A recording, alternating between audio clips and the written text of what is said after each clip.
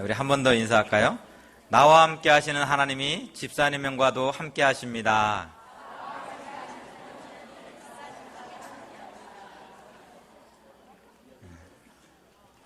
고린도전서 15장에서 사도 바울은 죽은 자의 부활이 없다면 예수 그리스도의 부활도 없고, 예수님께서 부활하지 않으셨다면 그 부활을 믿고 살아가는 저와 여러분들, 그리스도인들은 세상에서 가장 불쌍한 사람들이라 이야기합니다. 그도 그럴 것이, 그리스도인에게 부활의 소망이 없다면 어떠할까요? 우리가 예수를 믿고 부활을 믿는데 부활이 없다면 어떠할까요?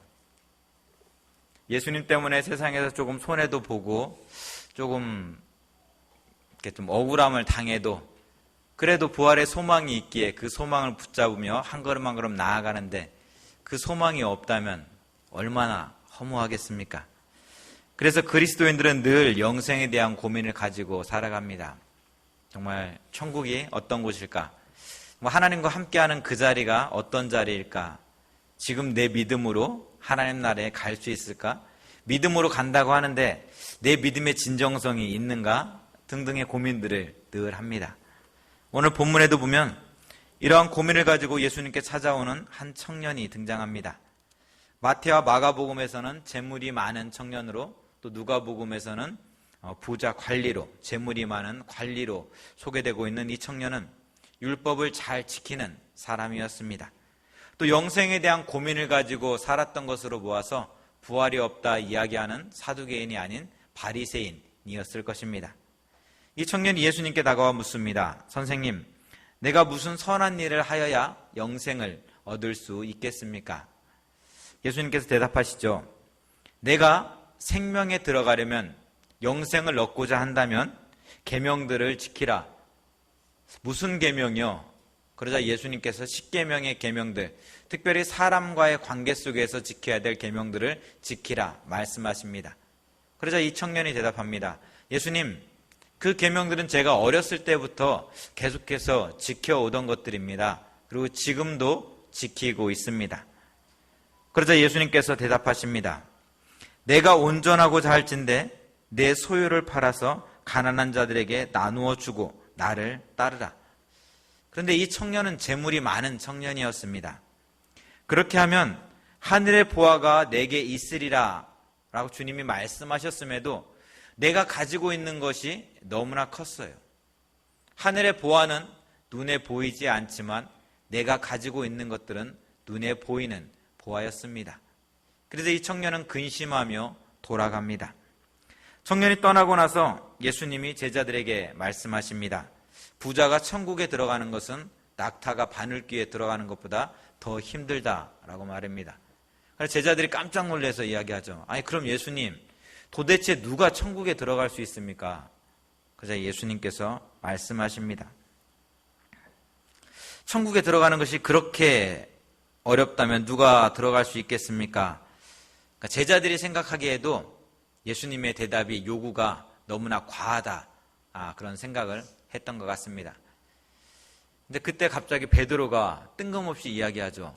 예수님, 저는 모든 것을 다 버리고 지금 예수님을 따르고 있습니다. 집도 버렸고 가족도 버렸고 정말 생계수단이었던 배도 버렸고 모든 것을 다 버리고 예수님을 따르고 있습니다. 그런 저에게 어떠한 보화가, 어떠한 상급이 주어질까요? 예수님. 그러니까 질문 같지만 한마디로 이야기하면, 다른 말로 이야기하면 나는 부자 청년과 같지 않습니다. 저 청년은 가진 것을 버리지 못하고 예수님을 따르지 못하지만 나는 모든 것을 다 버리고 예수님을 따르고 있습니다. 그런 내가 저 청년보다는 훨씬 믿음이 좋은 사람이죠. 저 청년은 하늘의 보화를 갖지 못했지만 나는 하늘의 보화를 가질 자격이 있는 사람입니다. 그렇게 이야기하고 있는 것입니다. 근데 이 대화가 끝나고 나서 포도원 품꾼의 비유가 등장하고 곧바로 예수님은 세 번째 순환 예고에 대해서, 십자가에서 돌아가실 것에 대해서 제자들에게 말씀해 주십니다. 그리고 그 바로 뒤에 세베대의 어머니가 야고보와 요한을 데리고 와서 하나님의 나라가 임하면, 예수님께서 왕권을 잡게 되면 우리 아들을 하나는 우편에, 하나는 좌편에 올려주십시오 라고 부탁을 합니다. 하나님의 나라를 위해서 다 버렸다고 자랑했는데 지금 예수님께서 왕위에 오르시면 한 자리씩 달라라는 거예요. 나는 부자 청년과 다르다라고 생각했는데, 아니 다르다라고 이야기를 했는데, 모든 것을 다 버렸다라고 이야기했는데 지금 제자들이 나오고 있는 모습은 예수님이 왕권을 잡으면 한 자리씩 나에게 달라라고 이야기하고 있습니다. 이 모습과 재물이 많아서 근심하며 돌아가는 부자 청년의 모습과 무엇이 다를까요? 우리도 신앙생활하면서 이런 부자 청년의 모습으로, 때로는 제자들의 모습으로 살아갈 때가 참 많이 있습니다. 영생을 내가 무엇을 해야 얻을 수 있는 것처럼 생각하며 하나님께 기도할 때에도 있습니다. 근데 정작 주님께서 그래? 그러면 이것을 한번 해봐라. 내가 붙잡고 있는 그것을 한번 놔봐라 라고 말씀하시면 머뭇머뭇거립니다. 등산을 좋아하는 집사님이 계셨는데 어느 날 등산을 하다가 낭떠러지에서 떨어졌습니다. 떨어지다가 탁 손을 붙잡았는데 나뭇가지를 붙잡은 거예요. 아, 살았다. 근데 아래를 쳐다보니까 안개가 자욱해서 밑이 보이지 않는 거예요. 두려운 마음에 하나님께 기도하자. 하나님 도와주세요. 믿음이 좋았던 집사님인지 하나님께서 바로 응답하십니다. 그래, 내가 무엇을 도와줄까? 하나님 두려워요. 저 좀 빨리 붙잡아 주세요. 그래? 그럼 내 손 좀 놓아봐라. 한참을 생각합니다. 손을 놓자니 아래가 보이지 않고 계속 붙잡고 있자니 믿음이 약한 것 같고, 그래서 하나님께 다시 묻죠. 하나님, 그 방법 말고 다른 방법 없을까요? 아니, 빨리 내 손을 놔. 내가 붙잡아 줄게. 한참을 고민하던 이 집사님이 잠시 뒤에 소리칩니다. 거기 하나님 말고 다른 사람 없습니까? 하나님이 도와주시겠다라고 말씀하시는데, 그 손을 놓으라고 말씀하시는데 내가 생각하기에 놓으면 죽을 것 같은 거예요. 한 치 앞도 내다볼 수 없는 인간의 삶이기에 이거를 놓으면 한 치 앞을 내다볼 수 없는 인간이 죽을 것 같은 거예요. 두려운 거예요. 뭔가 큰일이 일어날 것 같은 거예요. 그래서 그것을 놓지 못하고 다른 도움이 없습니까? 라고 이야기하는 것이 바로 사람들의 모습입니다. 주님을 따르고 천국을 소유한다는 것은 예수님의 말씀처럼 밭에 감추인 보화를 발견한 사람과 같습니다. 너무나 귀한 보화를 발견했기에 내가 가진 것을 다 팔아서 그 밭을 사는 그런 사람 말입니다. 오늘 주님께서 예배하는 우리에게 요구하는 것이 무엇일까요?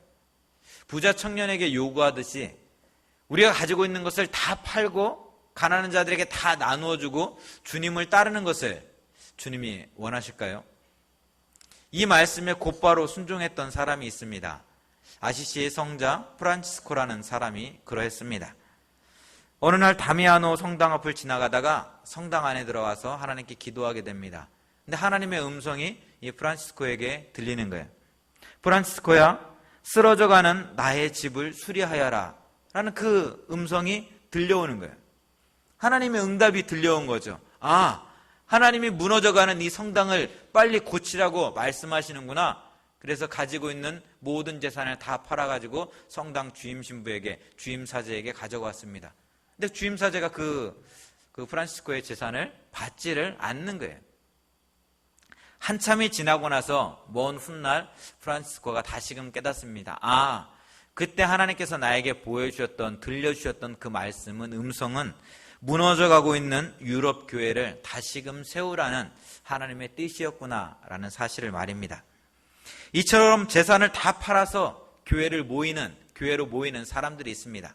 가진 것들을 다 팔고 또 기도원으로 모이는 사람들이 있습니다. 정말 이들의 믿음을 보면 대단한 것 같습니다. 정말 하늘도 움직일 것 같던 그러한 믿음 같습니다. 그런데 여러분, 제자들이 예수님에게 책망받은 이유가 무엇입니까? 그들은 가정을 버렸습니다. 그들은 재물을 버렸습니다. 그들의 안정된 삶을 버리고 온전히 주님만 따르고자 했습니다. 근데 그 마음에, 그 제자들의 마음에, 다 버렸다고 하는 그 마음에, 다 버렸으면 버린 그 자리에 예수님으로 가득 차 있어야 되는데, 복음으로 가득 차 있어야 되는데, 겉모습은 다 버린 것 같았지만 그 마음에는 예수님으로 가득 차 있지 않았습니다. 예수를 따르고는 있지만 그로 인해서 한 자리를 얻을 마음이 이 한 구석에 자리 잡고 있었습니다. 겉모습은 모든 걸 다 버리고 예수님을 쫓는 것 같았지만 이 마음 속에는 예수님으로 가득 찬 것이 아니라 예수님이 왕 위에 오르면 나도 한 자리 얻어야지라는 생각이 이 반을 뚝 자리하고 있었던 것입니다.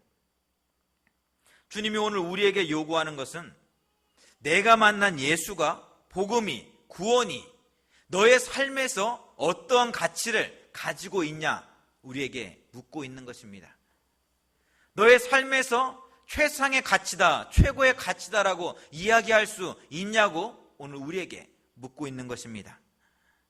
요한복음 3장에는 또 이와 비슷한 영생에 대한 고민을 가지고 예수님께 나오는 또 다른 한 사람이 등장합니다. 그의 이름은 니고데모입니다. 유대인의 지도자이자 바리새인이었습니다. 요한복음 19장에서 개인 무덤을, 가족 무덤을 가지고 있었던 것으로 보아서 그 또한 부자였음에 분명합니다. 이 부자 청년도 그렇고 니고데모도 그렇고 우리 딸 결혼 언제 시키나 결혼 대상자를 물색하고 있는 사람들에게는 정말 최고의 결혼 대상자입니다.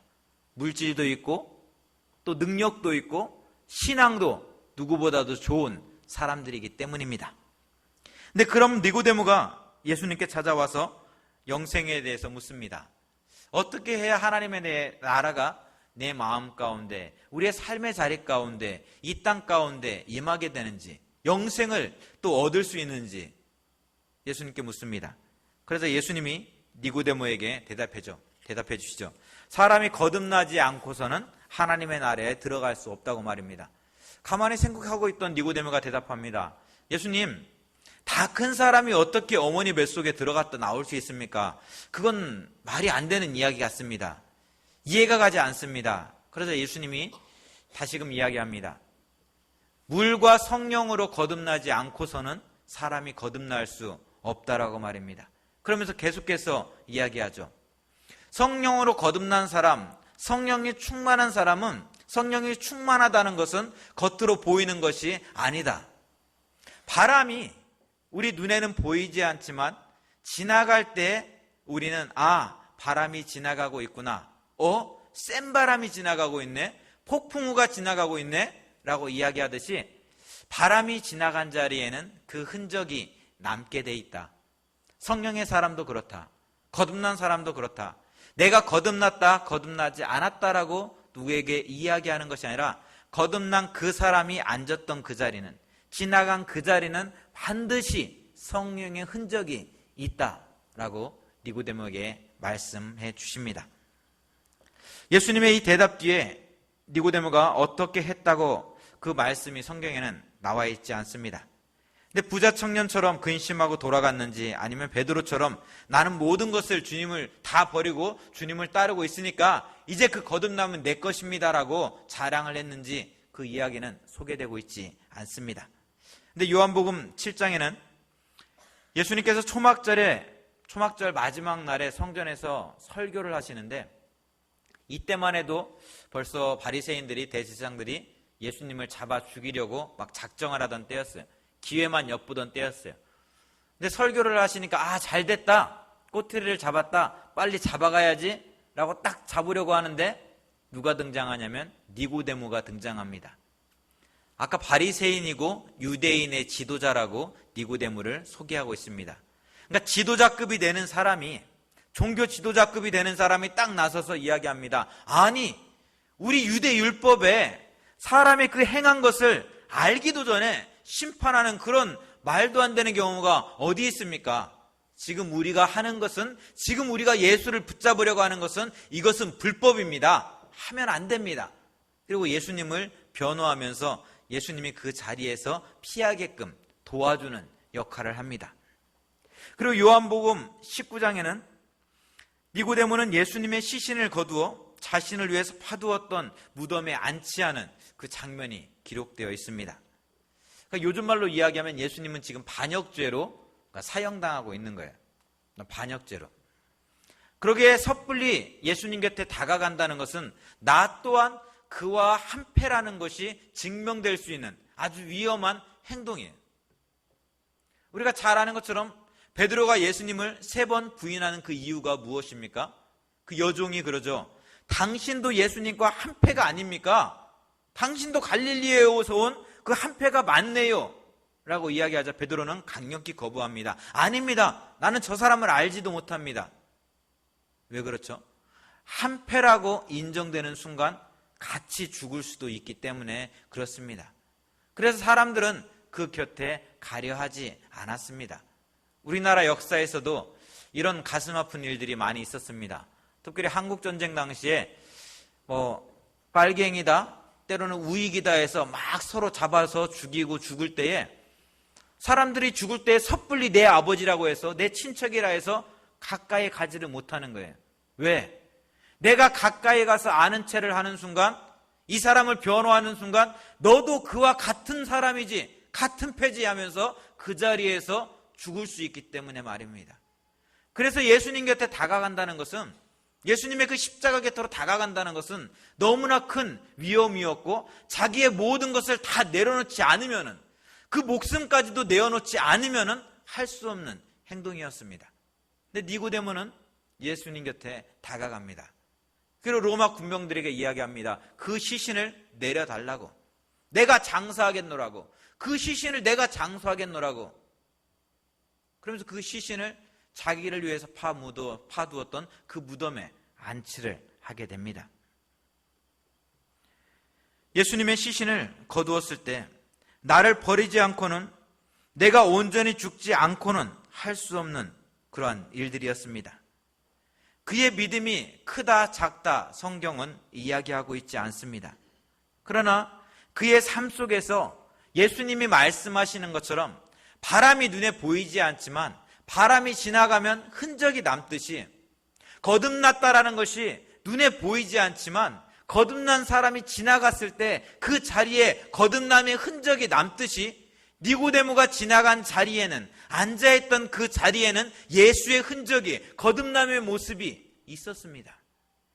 예수의 제자됨의 모습이 누가 설명하지 않아도, 니고데모가 누구보다도 최고의 가치로 여겼던 것이 예수님이구나.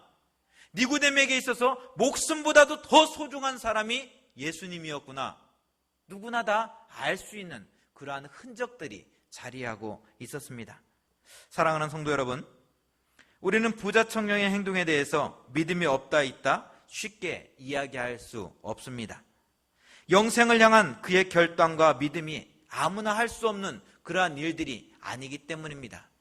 부자 청년을 향해서 믿음이 없다라고 이야기한다면 정말 우리 자신 하나하나를 돌아봤을 때, 정말 나는 부자 청년만큼 하나님 앞에서 그렇게 결단하고 살아가고 있는가?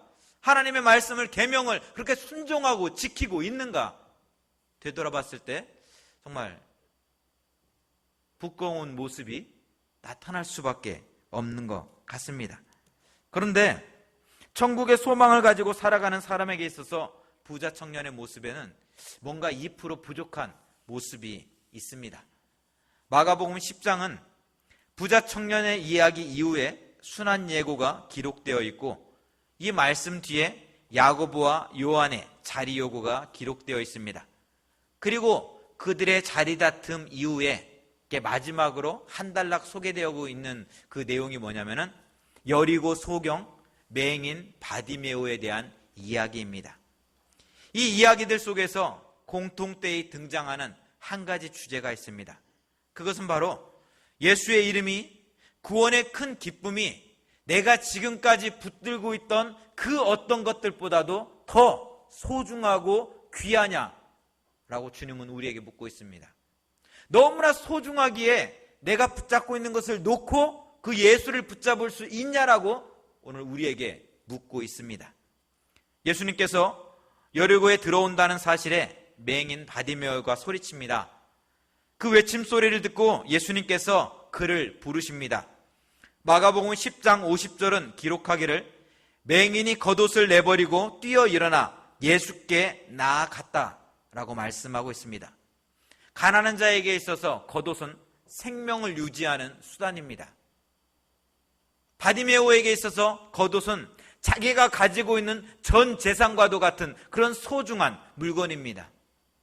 나의 생명을 유지하는 수단이요, 내가 가진 전 재산일 수도 있는 그 겉옷을 내버려 두고 예수님께 쫓아갑니다. 그 이유가 무엇입니까?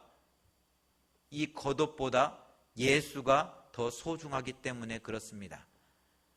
내가 가지고 있는 지금까지 나의 생명을 지켜줬던 이 겉옷보다 예수의 이름이 더 귀하기 때문입니다. 겉옷이 나를 구원하는 것이 아니라 예수의 이름이 나를 구원하기 때문에 그렇습니다. 그리했을 때 주님은 말씀하십니다. 가라, 내 믿음이 너를 구원하였다라고 말입니다. 그리스도인은 주님을 따르고 천국의 소망을 가지고 살아가는 사람들은 그 어떤 것들보다도 소중한 복음을, 부활의 소망을 붙잡고 살아가는 사람들입니다. 그렇다면 오늘 저와 여러분의 삶 속에 이 고백과 이 결단이 있어야 되지 않을까요? 주님, 내가 가지고 있는 그 어떤 것들보다 주님이 더 소중합니다. 그 어떤 것과도 그 부활의 소망을, 예수 십자가의 복음을 바꾸지 않겠습니다. 그 고백이, 그 결단이 우리 입술 가운데, 우리 마음 가운데, 우리 삶 가운데 고백되어야 되지 않을까요? 우리 다 같이 나 무엇과도 주님을 바꾸지 않으리 함께 찬양하면서 우리 설교를 마무리 짓도록 하겠습니다. 나 무엇과도 주님을 바꾸지 않으리, 다른 어떤 은혜 구하지 않으리, 오직 주님만이 내 삶의 도움이시니 주의 얼굴 보기 원합니다. 주님 사랑해요. 주님 사랑해요.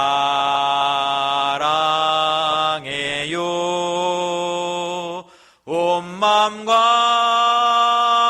정성 다해 하나님의 신실한 친구 되기 원합니다. 주님 사랑해요. 주님 사랑해요.